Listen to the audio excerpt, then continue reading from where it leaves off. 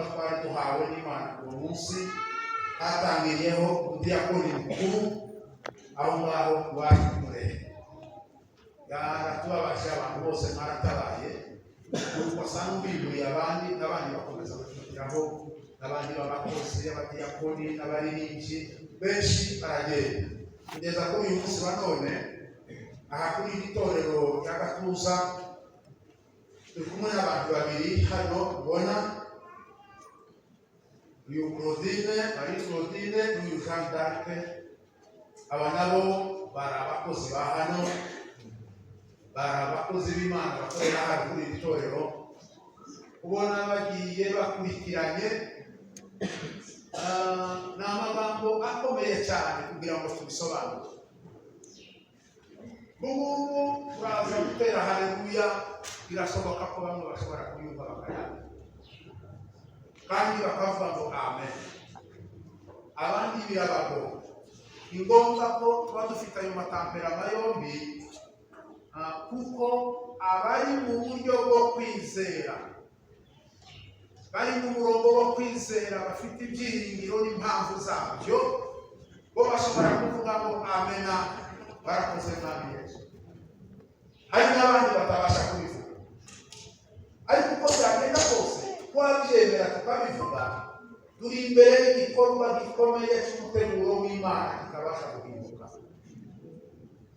Rero kuko turi imbere y'Imana ishobora byose itegeka byose ivuga byose kandi bigakunda nta birangira nta binanira nta by'Imana idusaba kugira icyo ikora oya irabikora kandi ikabisohoza.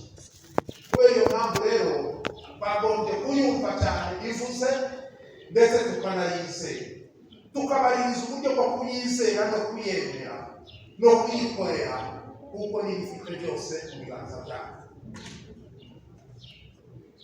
Aya ni amakuru usomye y'indirimbo zo gushima za Dawidi babyita ngo ni haleli ya nyuma ya Dawidi cyangwa se za haleluya uruvange rw'amashimwe n'imbyino zo kwishima n'umunezero wa nyuma wa Dawidi. Hari icyiciro cy'ibyishimo yanditse birimo ibitambo birimo kubyina birimo kuririmba byagiye bikurikirana bisimburana arabyandika uhereye ku 113 by'iyi Zaburi ukageza kuri 118. Aya makuru akubiye ahangaha zari indirimbo z'ibyishimo by'umunezero wa Dawidi. Kandi Dawidi yari umuntu nkatwe nawe yabivuze gutyo yibutse ibikomeye byinshi Imana yari imutambutsa arashima Imana.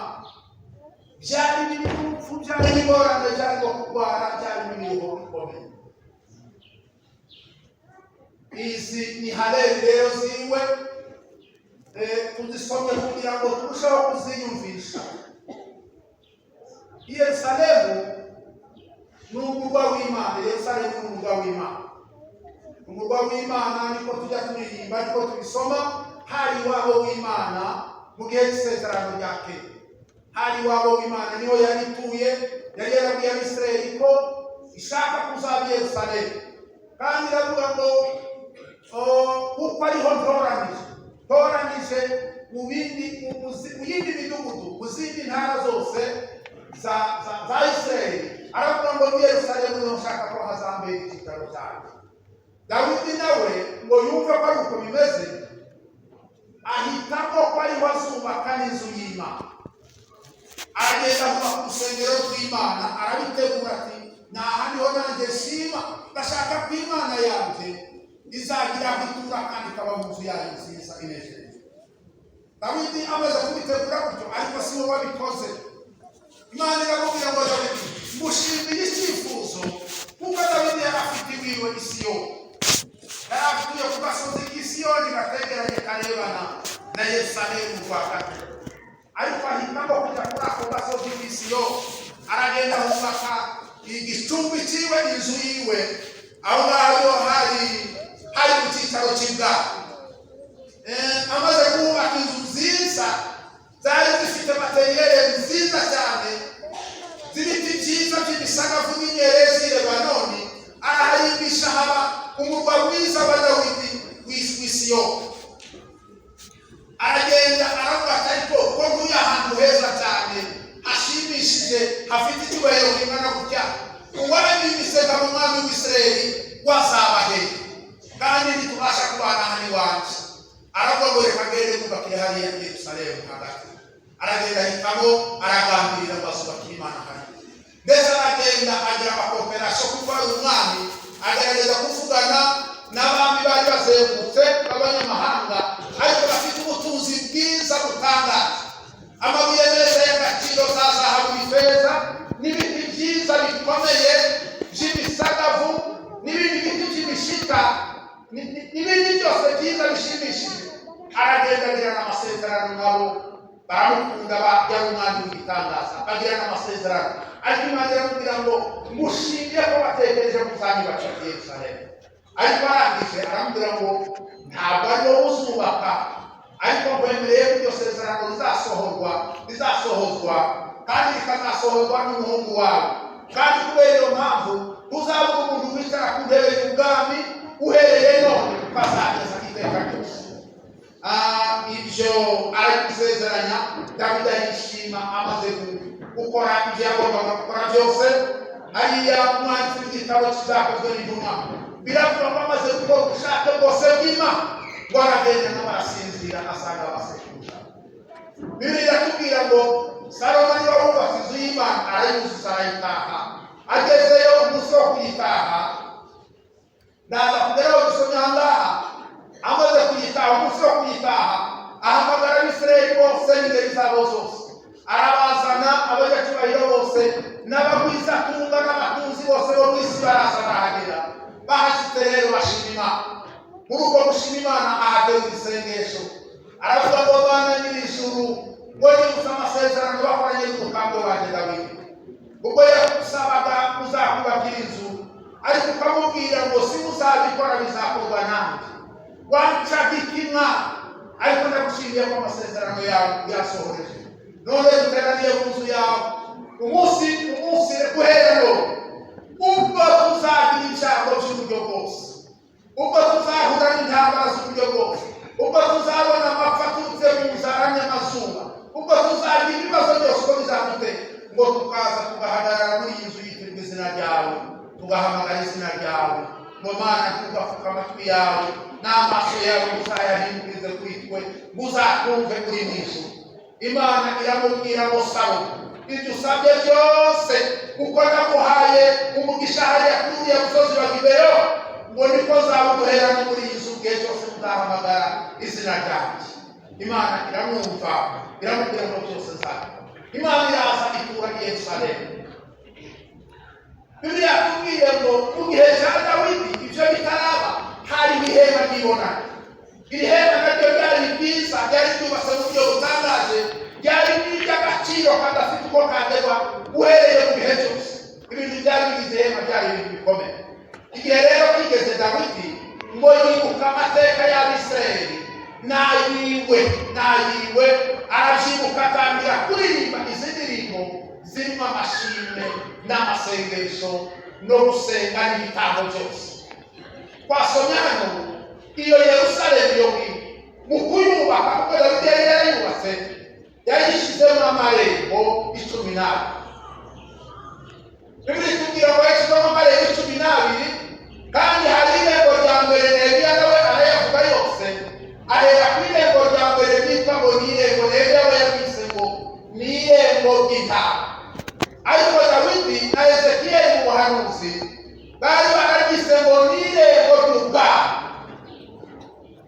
Ezekiyeli yabyise ngo, Dawidi yabyise ngo ni irembo ry'ubwami, ariko ngo ni ubwami bw'Imana, kuko Dawidi we yari umwami, nawe yafataga Uwiteka ko ari umwami w'Isirayeli, akaba n'umwami w'Isirayeli. Hanyuma Ezekiyeli aravuga ngo iri ni irembo ry'Uwiteka. Iri rembo niryo ryabanzirizwaga, ryari irembo rireba iburasirazuba, ryari irembo ry'iburasirazuba rireba iburasirazuba. Ayandi marembo ariko byinshi, hari amarembo y'Abafilipi, hari amarembo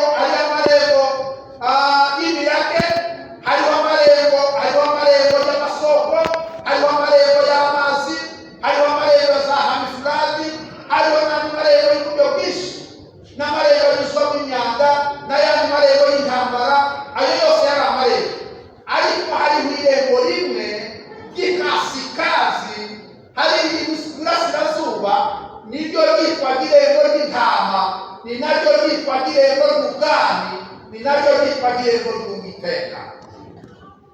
Hanyuma Dawidi igihe ngo yatekerezaga gushima Imana no kuyihimbaza, yabikanguriraga Abisirayeli kugira ngo babashe kumva ibikomeye Imana yabakoreye. Amaze ngo bakazamuka, ntabwo bose bari batuye Yerusalemu, bamwe bari batuye za Heburoni hariya, abandi bari batuye za Yudaya n'ahandi henshi mu migabane yabo, ubwo Yesu yari yabahaye ibikingi byabo. Igihe cyagera bakibwiriza, Dawidi agatanga itegeko ati muze tuje mu nzu y'Uwiteka, tuje mu bikari byiwe. Ni nawe yakundaga kuririmba ngo muze tuje mu bikari by'Uwiteka, ngo twinjire mu bikari byiwe turirimba kandi dushima. Noneho ngo bakazamuka, uko batangiye kuzamuka bagatangira no kuririmba, nibwo batangiraga kuririmba muri iyi zaburi twasomye. Iyo urebye hariya aho ihera uhasanga amakuru yayo, ntabwo bakujako cyane. Batangira baririmba ngo nimuze dushime Uwiteka kuko ari umunyambaraga, ngo Abisirayeli bakikiriza hariho ubwo batera iyo korasi. Kandi twicaye hariya abaririmbyi bari kuririmba, turabazanya ngo se ikorasi zaturutse, ikorasi zavuye mwabari, ikorasi mwazikuye zatangiye cyane. Nike mwene data pastor arambye ati nimutse korasi ya mbere ya korali Hoziyana baririmbye bwa mbere muri 1983, niyo ya mbere yabimburiye izindi. N'ubu ngubu namwe mugenda muhimba izindi kugeza muri uyu munsi wa none. Nivyo rero hari ibihimbano by'umwuka. Noneho abaririmbo bagatera ikorasi imwe ya mbere, bakavuga ngo nimuhimbaze Uwiteka, nimushimire Uwiteka ngo kuko yatugiriye neza. Abandi bose babatambyi bakikiriza bwa mbere, ngo bakavuga ngo kuko imbabazi ziwe zihoraho iteka ryose. Hanyuma Abisirayeli abatambyi bamaze kuvuga, abandi Bisirayeli bose barako nabo ngo bakongera bagasubiramo ngo kuko imbabazi zayo zihoraho iteka ryose. Bikongera bikajyana kuri Zaburi 136, nayo isigaye ivuga ibyo bitangaza by'Imana byo kugira neza kw'Imana. Abisirayeli bakazamuka rero bagenda baririmba uko kugira neza kwayo, uko kugira neza kwayo, ngo bakavuga ngo niyo yadukuye mu Egiputa. Iyo usomye muri Zaburi 136 ya Dawidi yo gushima nayo ikivuga ngo nimushime ngo yakuye ubwoko bwayo mu Egiputa mwitanura gikomeye cyane, ngo abandi bose bakikiriza ngo imbabazi zawe zihoraho iteka ryose. Ngo nimushime iyakubise abana b'Abanyegiputa bose bikabarimbura kugira ngo ikize ubwoko bw'Isirayeli kuko amasezerano y'abasekuruza. Ngo bose bakavuga ngo kuko imbabazi zayo zihoraho iteka ryose. Bagenda bikiriza kuko bagenda bikiriza no muri 118 nabyo nuko bavuga. Hanyuma ngo bajya kugera ku ihema ry'ibonaniro, bahageze bose bamaze gukusanya bahageze. Dawidi bafashe imbere ariya marembo nababwiye yose uko angana. Dawidi n'uwitwa Samweli bamenya ariko muhanuzi bari barashyizeho abarinzi bakomeye cyane bo kurinda amarembo ya Yerusalemu, kugira ngo hatagira abanzi binjiramo, kugira ngo hatagira abandi bandi binjiramo badakwiriye, kugira ngo hatagira abanyamahanga binjiramo. Ngo bagenda bashyiraho abakumirizi ariyo barinzi b'ibiti, ariyo barinzi b'amarembo. Bari abarinzi 212 nibo Dawidi yari yarashyizeho na Samweli, ariko ngo bagenda basimbura. Kandi babaga ari abantu bakomeye babitojwe, bameze nk'abasirikare batojwe kurinda isambu yabo. Bibiliya iratubwira ngo igihe babaga bageze aho Dawidi bakabasha imbere, bakaba ari ujya kwinjira. Yaje kwinjira ariko iri imbere hakaba umutambyi mukuru wicaye imbere y'iriya ihema ry'ibonaniro. Amakuru yose yabaga yafite abamubwira uko Abisirayeli baje, uko bagenda baza basatira bashima, bakumva bageze hafi ku marembo aho ngaho. Bamara kugera aho ngaho bakamubwira amakuru bati na Dawidi yageze imbere, ari imbere y'Abisirayeli kandi arashaka kwinjira.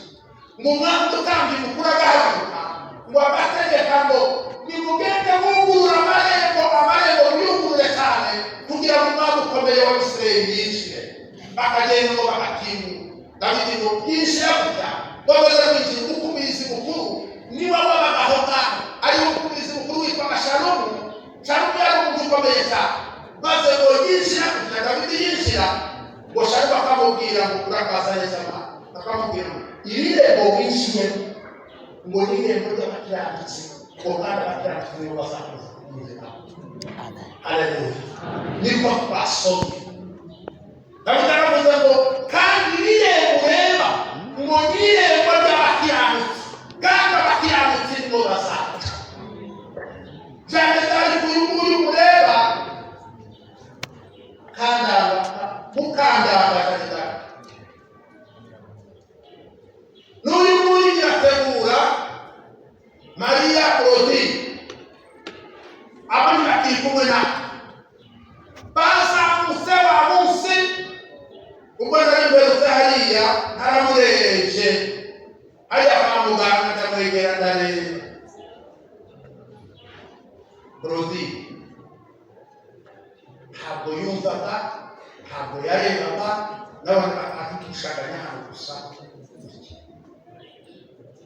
Ari kumwe n'umugabo we ndamubwira ndetse n'ukundi ko ameze ati none ko atekereza ko bimeze gute ati nta kundi barabaza kubyakira. Ndamubwira nti aho uhagaze wowe mwarimundagishe aho uhagaze naho Claudine ari hagati yanyu do ugeze hano aha ni ku mugezi ko murasezerana aha ni ugeze wegeje amaze gutera intambwe hariho abamarayika bagiye kumwakira kugira ngo bamusingire. Nicyo gituma kabuja buriya we arenda gutera intambwe ngo yinjire mu irembo ry'abakiranutsi. Amen. Haleluya. Amen. Abandi ho bari bamaze kwinjira mu irembo ry'abakiranutsi. Iri rembo niryo Dawidi yinjiyemo. Iri rembo ni ry'abakiranutsi, iri rembo ni ry'abami n'abatambyi, iri rembo ni ry'abaririmbyi, iri rembo ni ry'abakozi beza, iri rembo ry'abakiranutsi. Haleluya. Ntabwo twebwe tubabaye turahishima, turifuza ko umunsi umwe tuzaca muri iryo rembo. Haleluya. Ndakubaza wowe uri hano uriteguye kuzinjira muri iryo rembo? Wumva ari ibyawe nawe uzabitekereza ni hariya. Ndavuga nti imitima iwacu mu mubiri tumerewe nabi, gatuza baririmbyi batakaje umuririmbyi wayakora ryazwi n'imbyino ziwe n'ibiganiro muri korali na disipurine ziwe n'amaturo yakuraga hano n'ibindi byose byinshi. Gatuza abantu babiri baragiye hari imbaraga zose. Ubwo buryo bw'umubiri twagaragara n'umuhumbi wiwe akatwakira, twagereye akatwakira, akatwicaza, akatuganiriza, tugasenga, akatuhereza ibintu iby'agaciro afite mu rugo. None uyu munsi ntabyo azasangayo, ntabyo Fabien azasangayo, Pastor Fabien, ntabyo perezida wa korali yongera gusangayo. Hari mu buryo bw'umubiri turababa ariko nongera kugaruka mu buryo bwo kwizera, mu buryo twahamagawe mu masezerano dufite. Nibuka ko hari irembo ritegereje rizugururwa ku bwanje, nkanezerwa bavuga ngo umunsi nzahagera hazumvikana ijwi rivuga ngo nimukingure irembo rikomeye muryugurure kugira ngo ishaka rikomeye ryo gukiranuka ryinjiremo. Aba ngaba binjiyemo. Nimukingure cyane yaje mukangunda mukandaga, nimukingurira yaje n'itegeko ryavuye imbere ryavuze wamusage ku cyumweru saa 6:45 nibwo humvikanye ijwi riturutse kambere imbere kwa Yesu, imbere ku Mwana Data wo mu ijuru, imbere y'ijwi ryavuze saa 6:45 nibwo humvikanye ijwi mu bwami bw'Imana kwirembo ryo kwinjira mu bwami bw'Imana. Biravuga ngo nimukingure Marikode n'abaraje mukingure arinjira kubara gusa imbere y'Imana. Haleluya. Haleluya. Ndashimira Imana kuko ntabwo abafite ndabizi ko nashyize irembo ritegereje. Iri ni irembo ryaje ndagishimira. Bibiliya yakubwiye ngo iryo rembo uwo murwa yazije ku kintu cyose gihumanya cyangwa icyandura cyangwa ngo n'ababeshyi. Amamotife ni menshi ubwami bwabaye bwinshi, inzira zabaye nyinshi, amayeri yabaye menshi. Abanyamayeri muyakorere hano, ariko ntabwo muzakambirane. Iri rero twarebereye bije twakimuye n'ahariya twakimuye, abandi ko baracahangaha, abandi ko baracahangaha. Turicaye twese n'aha turahicaye, nubwo twambaye gutya gusa gutya twitwa gutya. Ibi ngibi tubikorera hano, ariko umukristo ufite isezerano n'Imana yiwe afite uko yijyamura icyo cyose arakiyabura. Muri ibyo ngo twebwe abasiganirwaho gutegekwa kurusha, twebwe abasiganirwa turamaranira kujya imbere. Niko na Pawulo yavuze ndabaranira kujya imbere aho mutemera gutanguranirwa kugira ngo bandi ingorane z'umuhamagaro wacu muri Kristo Yesu. Niho ushaka kugera, ariko ngo kimwe niba biri inyuma ndakibazirwa, ariko ngo ninacucumuriya Isirayeli ko tuvuga ninacucumuriya ahubwo mbere ucucumuriya n'ukwiruka ntabwo ari kuvuduka cyane, ariko n'ukwiruka kugira ngo utaruhavura. Ndabaranira kujya imbere, icyo kwandikirwe niba biri inyuma, niba ibyo nakoze, niba ibicumuro cyanjye, niba ibyaha nakoze, niba amateka mabi, niba ko nasambanaga, niba ko n'amayoga, niba ko nasindana, niba ko nari umujura, niba ko nakoze ijambo, ibyo ndabyibagirwa kuko amaraso y'Umwami wacu Yesu yanyuhagiye icyo cyose. Amaze kumuhagira rero ndakomeje imbere ndaboneza. None rero kwirukanka nkomeza imbere, ndareba kugira ngo ahanize icyo Kristo yacu. Haleluya. Nukubwira ko azanyinjize mwire. Tuzajya mu ijuru. Tuzajya mu ijuru, hari irembo tuzacamo. Haleluya. Aba ni mpore z'Imana, aba mureba bamwe. Bitwebwe dushatse kwishime, mukomere bizerwa Imana yagiye. Nabwiye imiryango yasizwe ni mu buryo bw'umubiri, ariko mu buhanuzi bwa Yeremiya bivuga ngo ngaho teteka uhumure, ngo ngaho usigire imfubyi n'abapfakazi bawe, ngo nanjye nzazikurerera. Haleluya. Amen. Haleluya. Biri isezerano ridakuka, niba mu bagabo Imana yitayeho usigire imfubyi zawe, ndagije we uhumure aba bana bawe nawe Uwiteka yabise mujanye abisi asira kugeza kurerera umuryango. Imana isaguha imigisha ikomeye kuko banarize ibyo kwizera, ukabana n'umufasha bawe mugasezerana amahoro, akagusigira umugisha w'urubyaro. Imana yatanze urubyaro izawurinda kuko niyo yakiye. Haleluya. Ufite Imana irinda ikomeza urubyaro, bitwiheze iyarutanze tutazarwambika, iyarutanze tutazarwambika, iyavuze bikaba tutazabishoboza ibindi. Izaguhereza umwero w'ubutaka bwawe, izaheza umugisha amaboko yawe. Haleluya. Intambwe zawe zose Imana iri kumwe nawe, imfubyi si izawe, ari wowe n'imfubyi usigaranye murabe Uwiteka. Uhumurere mukomere wenda natwe turire mu buryo bw'umubiri, ariko twihanagure mu bundi buryo, hanyuma twinjire mu mwuka. Twebwe ko bene data basize bariyo kandi bahure neza. Imana yakoze ibyitwa yavuze ngo icyago kazatinze mwami ijoro zagerayo ryari, uko niko bera bahora bavuga, uko niko duhora tuvuga. Bibiliya ngo natwe tumihina muri iyi ngando yacu, ngo si uko twifuza kuyavugwa vuba, ngo ariko nuko dutegereje yuko hari ibindi twenda kwinjiramo nawe. Iyo twenda kwinjiramo tuyitegereze twizeye cyane, ariko ibyanduye, ibinyabucafu, ibinyamayeri, ibibesha, ibyo ntibasha kwinjira muri iryo rero. Ihahimba gusa abazinjira ngo n'aba amazina yabo yanditse ku gitabo cy'Umwana w'Intama. Haleluya. Rero Imana iri kumwe natwe, ari irembo ryiza Imana yateguye, kandi abakiranutsi nibo bazakizamo. Imana idufashe kubwa Yesu Kristo umukiza wacu. Amen.